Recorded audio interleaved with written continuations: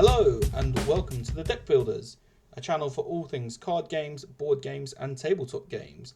My name is Woody and I will be your guide today as we take a look at Star Wars The Deckbuilding Game, the latest card game announced by Fantasy Flight Games. Originally it was announced at Gen Con 22 this year, and earlier this week we finally got a look at the official announcement page, which is up on the Fantasy Flight Games website.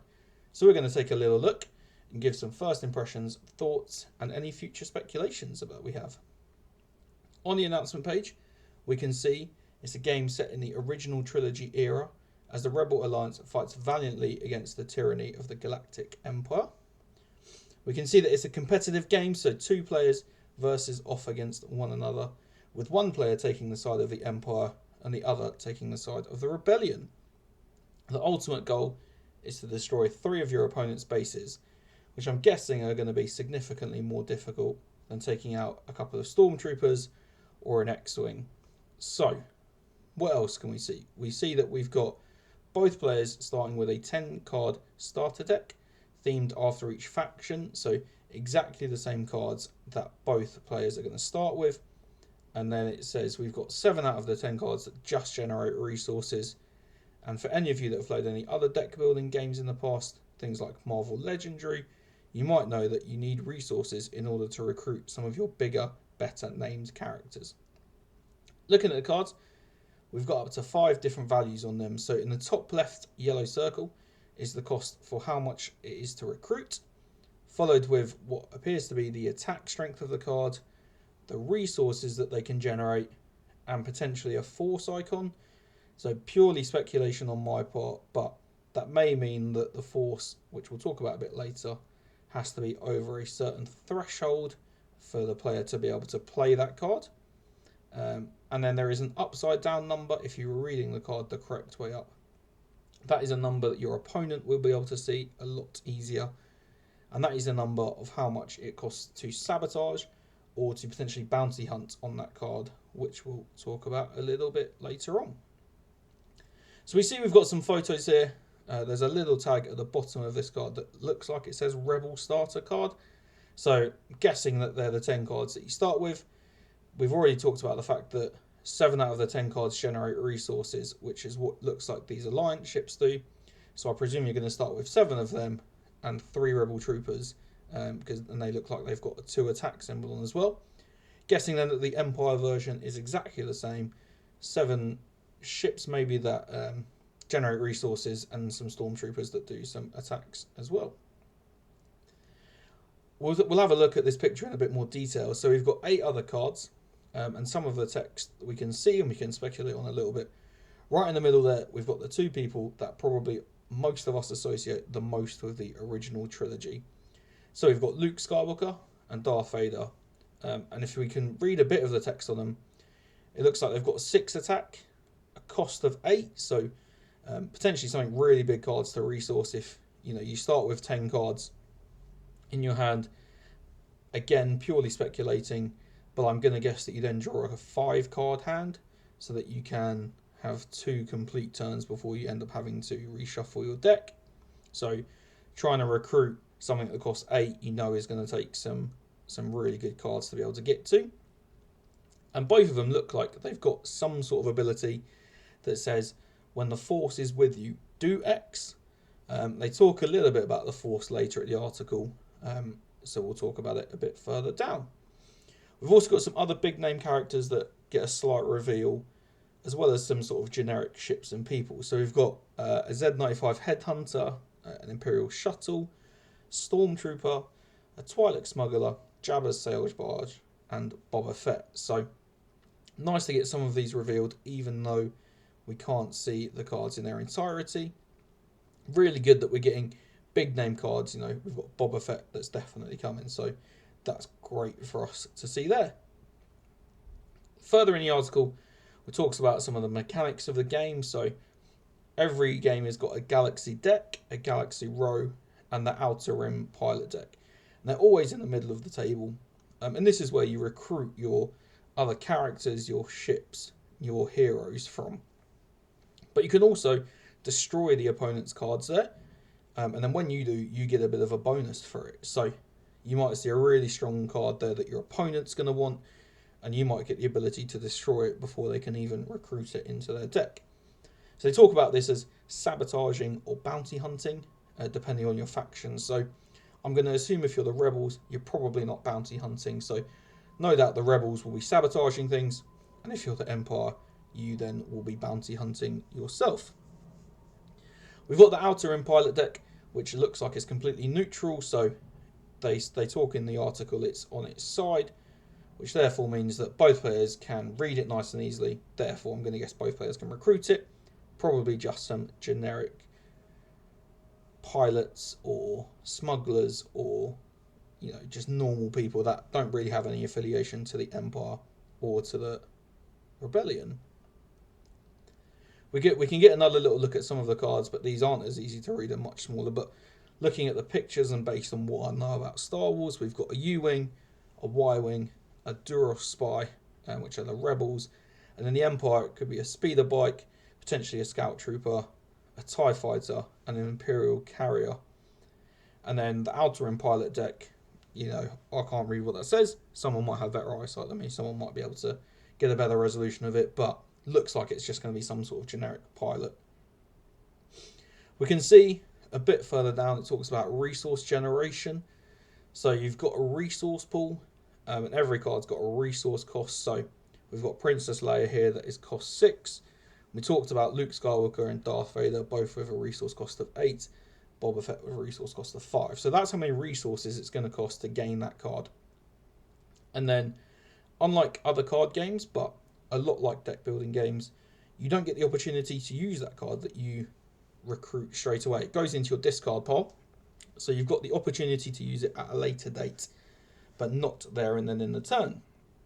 So the more cards that you recruit, the better powers and better abilities that are going to be on those cards, and they're going to become available to you.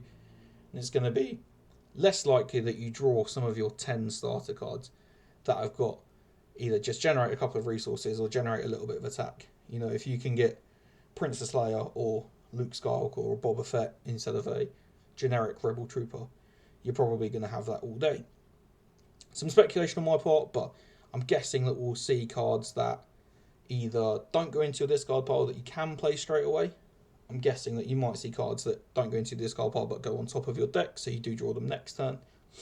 But again, purely speculation, and hopefully we'll see more revealed as we go further on. We can then see we've got some attack examples, so a Mon Calamari cruiser, which is attacking the base, and some rebel commandos that look like they're attacking a scout trooper. And it shows you that attack here, and that you can attack cards in bases and also attack cards in the galaxy row of your opponent's faction. So if we look at this Krennic card, for example, as the Rebellion player or the Rebel player, you'll be able to see the 5, so you can read it a lot easier. And if you're then able to sabotage or bounty hard that card, it then gives you a reward for it. So it does make it worthwhile potentially destroying some of your opponent's cards before they're able to recruit them. So we can see the reward here is 3 resources, and what I'm guessing is going to be 2 force or a 4 symbol, and shows how much attack it then takes. So for Krennic, it is going to take 5. It will be interesting, I think really interesting, to see if the damage stacks or if you need to be able to do it all in one hit. We know that from the back of the box art that we get damage tokens, so I'm going to guess that base planets are going to stack damage potentially. We can also see that we've got a rebel transport that heals base planet damage, so that's going to be a thing. But for cards in the galaxy row, are you going to be able to stack damage on them, or is that going to be something that you have to do all at once? We'll see hopefully as they talk about attacking a bit more. One thing to note will be that the cards you play every turn get discarded at the end of that turn, so you're kind of in a bit of a use it or lose it kind of scenario. There might be some cards that come out at some point in the future that state you don't have to discard them at the end of the turn. It's definitely the case with capital ships, which we can see a little bit further at the bottom here, as they specifically state they don't get discarded at the end of the turn. So for a full game, it's a really great benefit to have, potentially something where you want to have as many capital ships as possible. We can talk about, so we see the Rebel transport here. So we know that damage is going to stack on base planets because the Rebel transport will heal your home base, or it's going to generate resources for you. We've also got the Imperial carrier here, which will give your fighters extra damage capability. So two things that are going to be massive, either extra attack or extra resource generation. And then the article even says that they're special for a couple of reasons. So it says they don't get discarded at the end of each round. But I guess more importantly, they're also your last line of defense. So before your base can be taken down, your opponent has to destroy all of your capital ships first. So the more ships you have, or the more capital ships even that you have in play, the more attack your opponent is going to be able to need to deal with it, the more turns it's going to take them. Because you've got to remember, the ultimate goal here is to destroy 3 opponents' bases. So the more capital ships that you can invest in, the better off that you're going to be. We see it says that the Rebels always start with one particular base, and the Empire always starts with one particular base, and then there is a base deck. So there are 20 base cards in the box, so there's a safe presumption that there are going to be 10 for the Rebellion and 10 for the Empire, although it would be nice to have some potentially faction neutral bases or cards. You know, we've got the Outer Rim deck, which appears to be completely neutral that either side can use. So it might be something where there's a base deck where we can use either side of those for Empire or Rebels as well. After your base is destroyed, so you get to then choose your own next base from your base deck. So it says that Dantooine and Lothal are always the Rebel and Empire starting bases, and they've got absolutely no abilities at all. But we can then see that there's a Mon Cala, which has got a specific ability, and Coruscant's got a specific ability. So presuming on what the base's abilities are, this could really help you turn the tide if it looks like things are going badly, or if you've got a base where you want the ability because it will do something really cool for you. If the Death Star is your base and your opponent's got a load of capital ships, we know that there's an ability on the Death Star that says it will just blow up capital ships, which is very thematic. It's very much like the fight we can see at Return of the Jedi when the Death Star starts blowing up different Rebel ships. The last thing they're going to talk about is the Force, and we briefly touched on it at the very top. So Luke Skywalker and Darth Vader both got abilities that say, if the Force is with you, do X. It talks that the Rebels start with the Force fully in their favour, and then different actions throughout the game, I'm going to guess, will either bring the Force further towards the Empire or keep it up with the Rebel Alliance. And that might be what that card of Krennic says, that if the Rebel player is able to sabotage, they might get 2 Force on their way. Again, it's purely speculation from me. But that might be one way of gaining Force, a show of strength from the Empire, bounty hunting, taking out Rebel bases, things like that, could give the Empire the Force and move it back towards either neutral or completely towards the dark side. And it does say that if the Force is fully with one side, that side gets a bonus. So an extra resource, which could be really crucial, especially at the start of the game, trying to get the first couple of characters out or things like that. Last thing we can see, it's got March 2023 as the current ETA. Whether it sticks to it or not, who knows, the world will decide, I guess. But I'm quite confident that we'll see it in March, because normally with releases, particularly with FFG, they talk about quarter 1, quarter 2, quarter 3, quarter 4. But they've actually got a specific month. So hopefully it means that we'll see them bearing any delays that might happen from any global issues that occur or any problems with shipping. Then we'll hopefully, see it in March. That's about it on the FFG page here. We can see the price and we'll talk about it in a bit. And then when we go to the Asmodee store to potentially place a pre-order, we don't see anything new here. So we've got 3 pictures. 2 of the 3 pictures we can see the box art, and we see the same 10 cards that are shown in the article. But interestingly, we do get to see the back of the box. So we can see, look, we've got Hoth as a Rebel base. We've got the Death Star as an Empire base. And then we've got some other cards we can see artwork for. So behind Luke Skywalker at the top, we can see there's an IG Assassin droid. There's a Blockade Runner.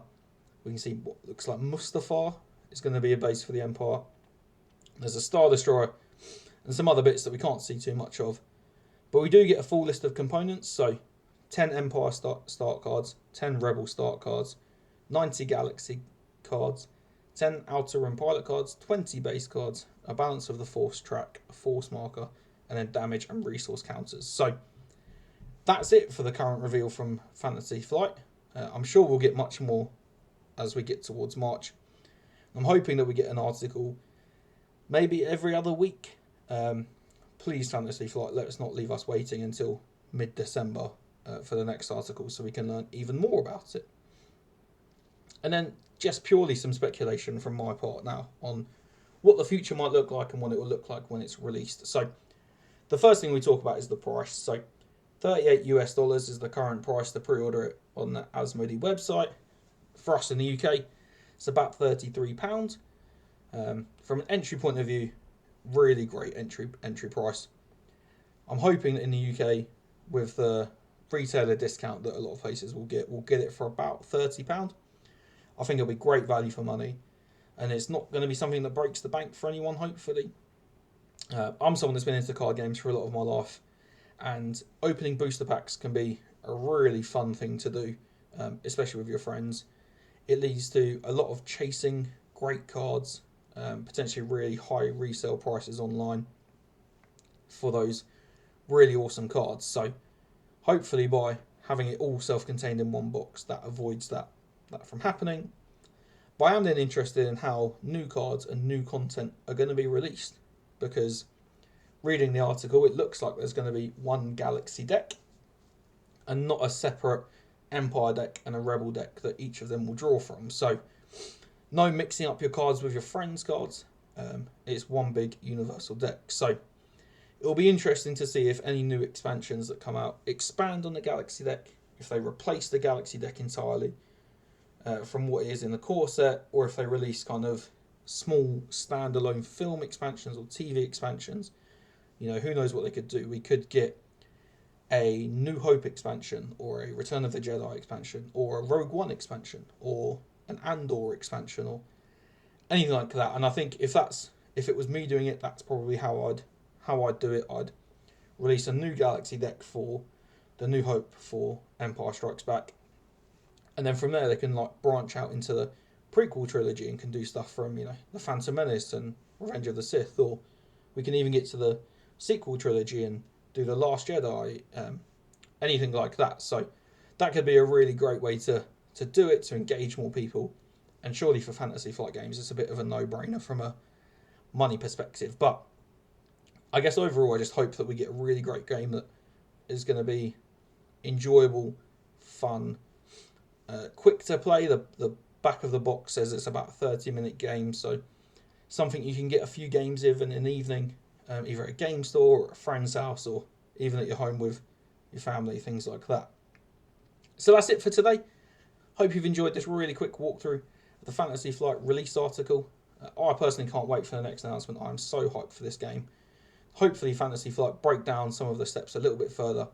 So, you know, we might get an article about the recruit step and the attack step and the force, and I'll be right here when they do an announcement to hopefully talk about it a bit further.